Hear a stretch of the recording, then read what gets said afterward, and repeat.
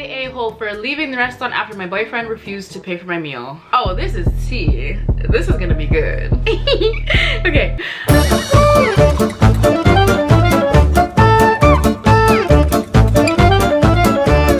Hey, the bussies. I'm sorry, I can't take that seriously. I really don't know how y'all expect me to say hey to bussies in an intro and expect me not to laugh. Okay, hola, ¿cómo estás? Bienvenidos a la YouTube chan. So there's a subreddit called r/AITA, which stands for Am I the A-hole? I'm keeping it PG over here. I've actually been seeing this on my TikTok For You page for some reason, and then I saw one of my favorite YouTubers do this on his second channel. Shout out to you, Dylan. Anyway, I want to read them with you and rank them. Ranking just adds the spice. Even though it's either they are or they aren't or nobody is in the situation, but I want to read them with you guys because I think it's gonna be fun. The lip gloss. How long was that there?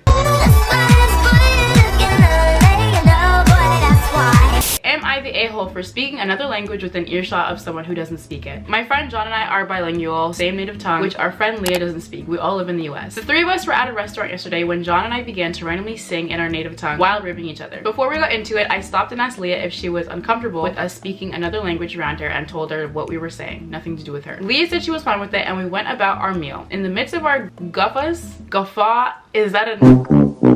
Why does it sound like a fancy meal? I'm going to serve you a petit peu de gauffeurs and with a side of fries. Gauffeur. See, it's fancy. A loud and boisterous laugh. In the midst of our gauffeurs, we were stopped by this one lady at the table. She immediately tore into us about how it's rude to speak another language in public and that if we don't have anything nice to say, we didn't have to say it. I tried to explain that we were just talking amongst ourselves and weren't talking about her. I can definitely understand how she would have thought we were talking about her, so I wasn't going to bash a likely anxious person acting out on their own insecurities. She wouldn't let it go though. She kept persisting that we were talking about her and it was a whole back and forth until management handled the situation and made her leave. I can't help but wonder though, did I make a faux pas? This is so fancy. Did I make a faux pas on some unwritten social etiquette rules about speaking other languages around people who don't speak them? Okay, you know what? I like how whoever wrote this was considerate of the fact that, you know, the person could have anxiety, but like, I'm sorry, it's giving like, listen buddy, I don't know where you're from, but you're on American soil, so best believe you're gonna speak some American language or you can go back to your country.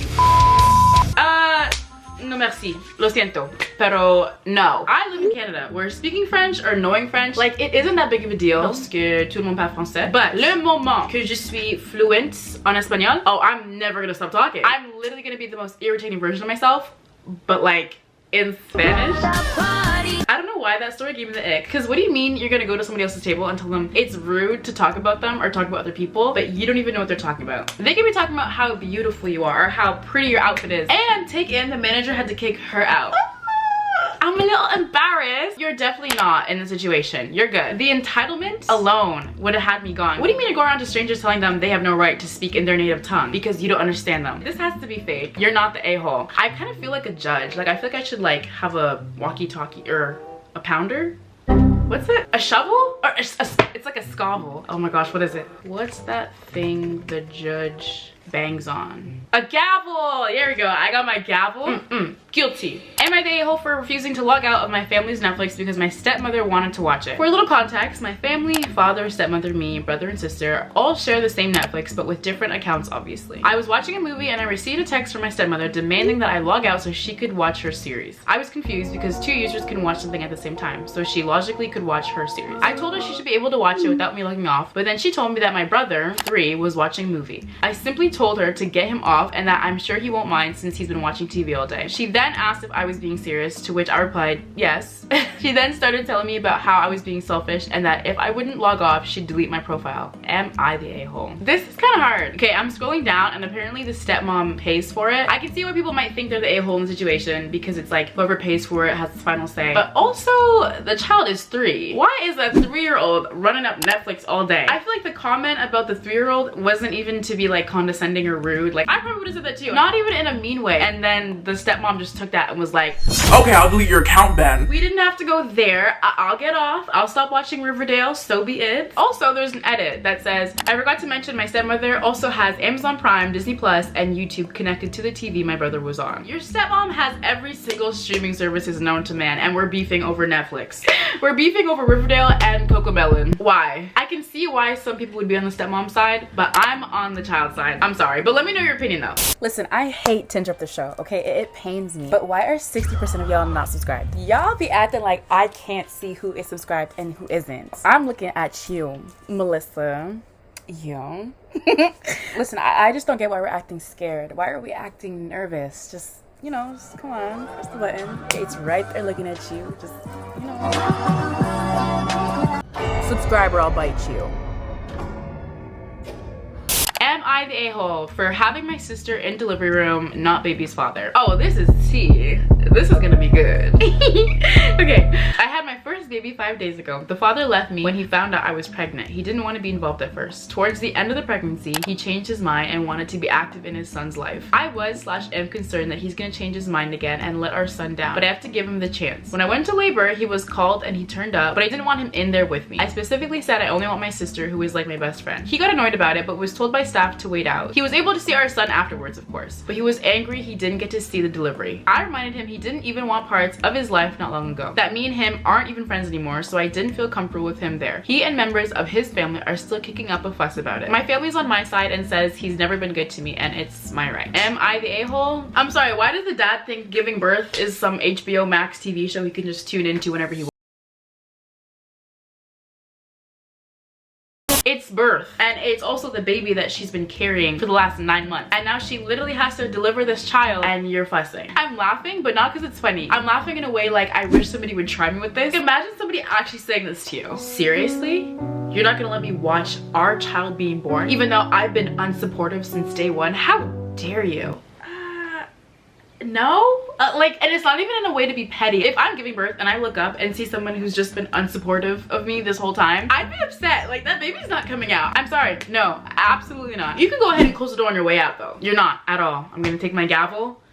Your Honor, you're not the a-hole. Am I the a-hole for telling my boyfriend he is copying me for getting a therapist at the same time as me?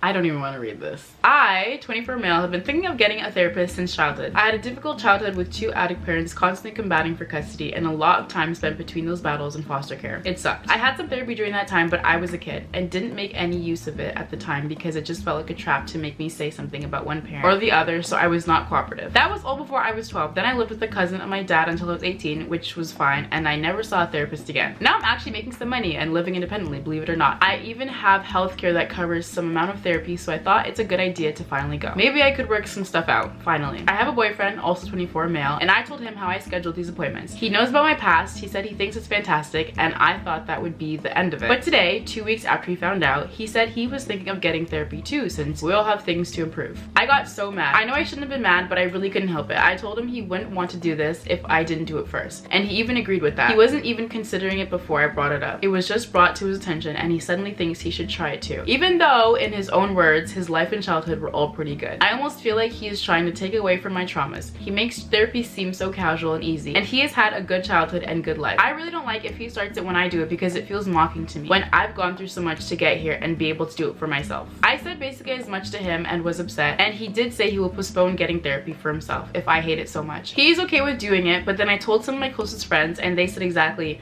you could never ever ask someone to not get therapy. That makes you toxic, in the group chat. Is it toxic? By which I guess I mean, am I the a-hole? That was quite the read. So what I've gathered from that post is we are now gatekeeping therapy. Why are we doing that? I don't know why you feel threatened by somebody else going to therapy, or that somebody else's therapy session somehow cancels yours out. And I feel like that's kind of entitled, like to tell somebody that they have no right to go to therapy because their problems aren't big enough or aren't as big as yours. Like, imagine before setting up for therapy, there was some sort of ranking system that verified whether you were eligible for therapy or not. Thank you for calling Canada Therapy. How may I help you? Hey, I'm looking for a therapist. All right, we'll just pull up your therapy results here, and ooh. Looking at your therapy test results, you don't actually have enough trauma to qualify. Unfortunately, you need a TTR score of at least 80% to be considered, okay? Oh?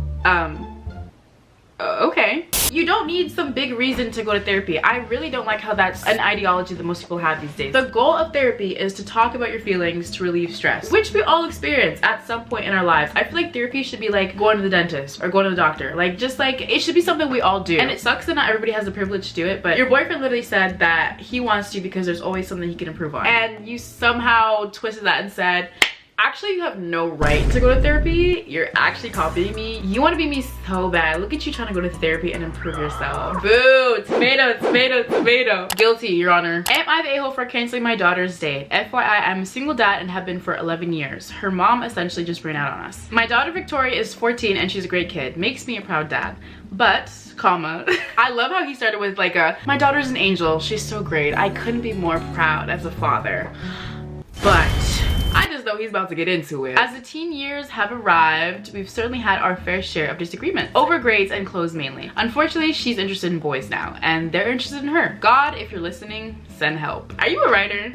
I want to read this book. I feel like it's giving book writer. I don't know, am I the one who thinks that? Normally when she says she has a date, I'm fine. I meet the kid, they go their way. That's kind of my rule. I don't do some goofy, if you don't have my daughter home at 9 p.m. on the nose, I'm coming hunting for you. Big scary dad speech. I want to just meet the kids so I can put a face to a name. A few days ago, she said a guy named Vince asked her out. Fine. Well, Friday night came and I get told from Victoria that, oh, he's not good at talking to parents and doesn't like to do it. Sarcastically, I said that I love hearing that and that I was at ease hearing that this guy actively avoids parents. She's got a PhD in my sarcasm, so I receive an eye roll. This is literally like, I feel like I'm reading a book. Am I the only one that feels this way? Please comment, because I can't be crazy. The way he's writing, like the literary, I don't know, like, ugh, it's giving book writer. Daddy the grand mascot, daddy I want it faster. Them bitches you're fucking with, I know they gon' need some. She's got a PhD in my sarcasm, so I received an eye roll. I said he could use tonight as practice for talking to parents. She said that he doesn't have to do anything he doesn't want to. I said if he's not meeting me, she's not going on a date. I got a foot stomp and that's not fair. I told her I wasn't being overbearing, just wanting to meet this kid. She told me she was gonna do what she wanted. I told her to text this guy that the date was off and go to her room. She started crying, sent her text, told me she hated me, went to her room and slammed the door a few times.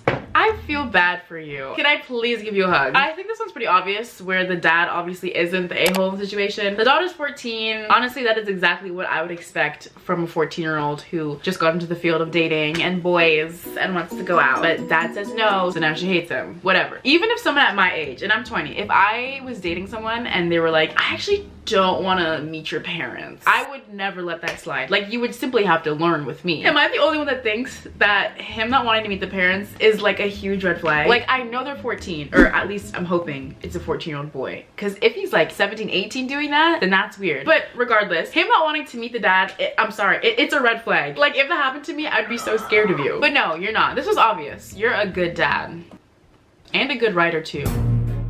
Am I the a-hole for calling my aunt pathetic after she destroyed my bike and refused to pay? I, 15 male, recently saved all my money from side hustles like mowing lawns and dog walking to buy a new bike that was around $500 since I live decently far from friends and parents are always too busy at work to drive me places. My aunt, 46 female, lives in our basement rent-free ever since she had a divorce. Today I left my bike in front of the door while I went to go get my helmet. When I came back, I saw my bike's gear shifter and tire frame bent and broken while my aunt yelled at me for blocking the doorway. I was super upset because now I had no way to meet up with my friends for a movie and I shouted, "What is wrong with you? Why didn't you just move the bike?" She told me that I shouldn't be so inconsiderate and block doors like a brat. When I took the bike to the shop, they gave me an estimate of around $235 for all the repairs and would take about a month to start fixing because of all the business in the summer. When I got home, I told my aunt that she should pay for the damage she caused and she lost it and started yelling at me, calling me scum and things like that. What?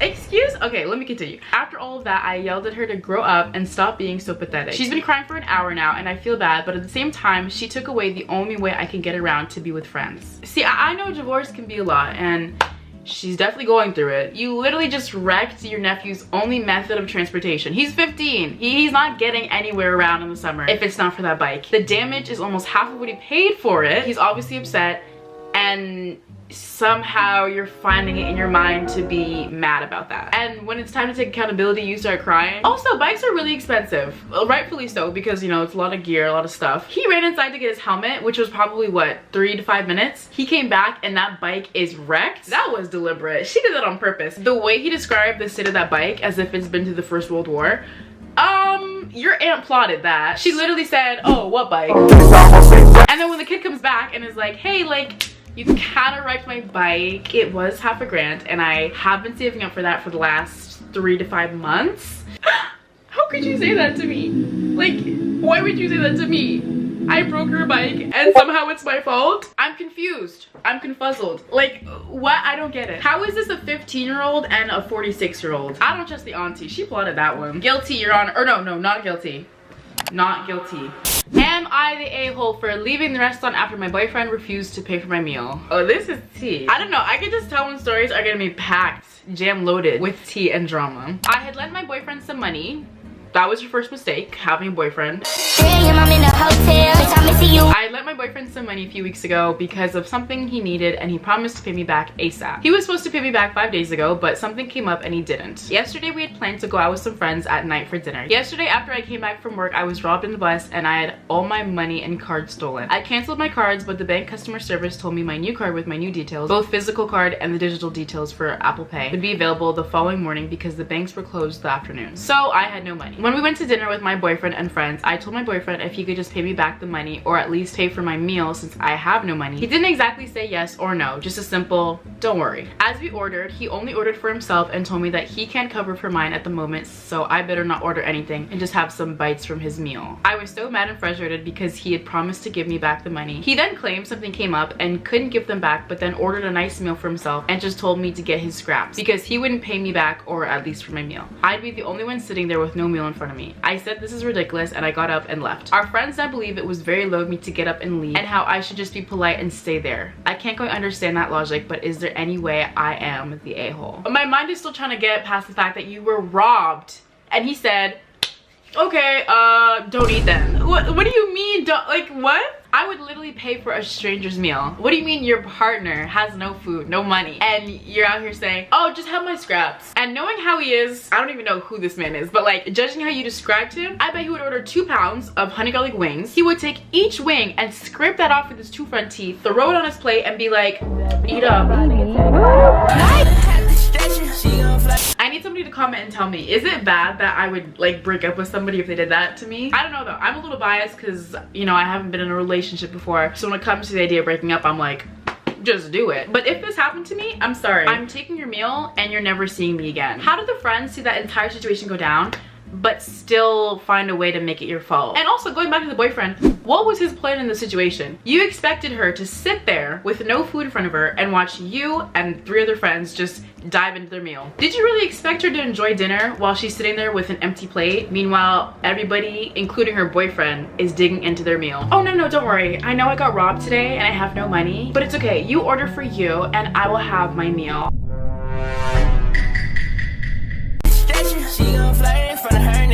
Oh, it's good. I don't know, that's just me though. Whenever I feel myself starting to overreact to the situation, I always just cap it with the, that's just me though. That's just how I feel. You know, you do you, but that is just my personal opinion. That was me going through the Am I the A-hole subreddit. How did we feel about this video? Did we like it? Make sure you comment your opinions because I'll be watching y'all. I actually want to know your opinions on some of this because some of these were obviously the person was in the wrong, but for some I'm like, okay, I'm kind of like floating in the middle. So comment your opinions and what you think because I want to read. This is like my 3rd video sitting in this chair, and ever since I hopped in this gaming chair, I just like, oh, I just want to sit down and talk, like, and just discuss. I hope that's okay with you guys, because I don't know, I just like the chair. I just feel so fancy. Also, in my last video, a lot of people were commenting on the fact that there was just like a dog in the background, and nobody knew that I had a dog for some reason. Even though, if you go back and watch my old vlogs, when I used to vlog, rest in peace. I'm gonna bring back that vlog era. I know it's been 9 months. I'm gonna come back. But if you go back and watch it, I literally showed her in like November, but I have one. I'm like 90% sure she's sleeping, but let me call her. Oh, you're so heavy. This is me and my precious Cece. I definitely woke her up. Anyway, thank you guys so much for watching. I love you guys all so much, and I will see you in the next one. Bye.